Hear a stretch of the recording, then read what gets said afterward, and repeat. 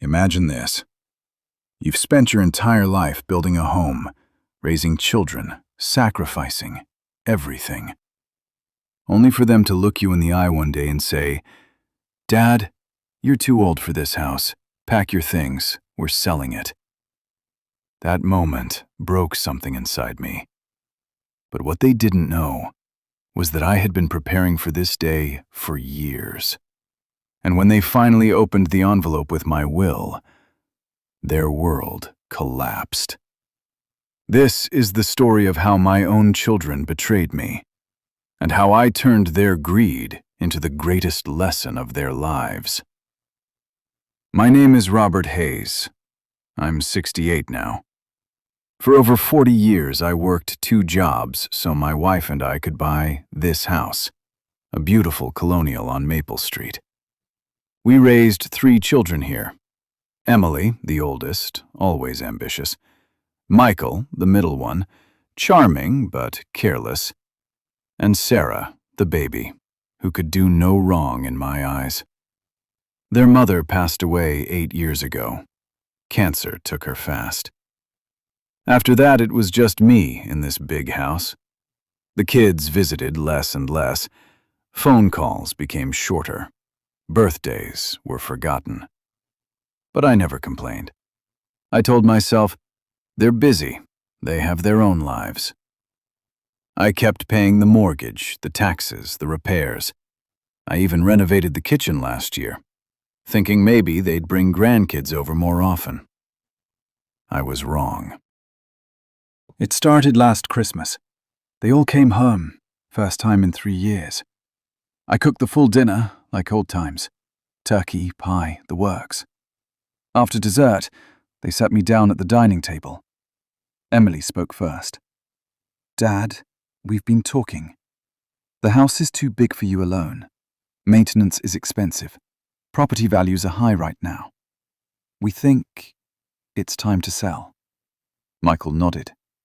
"You could move into a nice assisted living place. We'll handle everything. Split the money fairly." Sarah looked away. She didn't say much, but she didn't disagree either. I sat there, fork still in my hand, feeling the room spin. "This is my home," I said quietly. "Your mother's home. We built this together." Emily rolled her eyes. "Dad, you're being emotional. You're 68. You can't keep up with this place. We're doing this for you." For me. That night, after they left, I cried for the first time since the funeral. Not because they wanted the money, but because they looked at me like I was already gone. But here's the part they never expected. I wasn't surprised. I'd seen the signs for years. The subtle hints, the way they asked about the will, the jokes about me slowing down. So, 3 years earlier, I made a plan. I didn't tell a soul, not even my best friend. I hired a discreet estate lawyer. We created a new will, ironclad, and I added something special, a clause. If any child contested the will or tried to force a sale of the house while I was alive, they would forfeit their entire share. But more importantly, I transferred the deed into a trust, a revocable living trust. My name stayed on paper for taxes, but legally, the house was protected. And the beneficiary, a local animal shelter my wife loved, plus scholarships for underprivileged kids in our town. My children would get something, but only if they behaved. I kept living normally, smiling, sending birthday cards, pretending everything was fine, while quietly documenting every conversation, every text, every time they pressured me about money or downsizing. Last month, they made their move. Emily called a family meeting without inviting me. But Sarah felt guilty and recorded it on her phone. She sent it to me later, crying. In the recording, Michael said, "Dad's being stubborn. We should get power of attorney. Say he's not competent." Emily, If we push hard enough, he'll cave. The house is worth almost $900,000. Split 3 ways, that's life-changing. Sarah: But it's his home. Emily: He's old, Sarah. He won't even notice.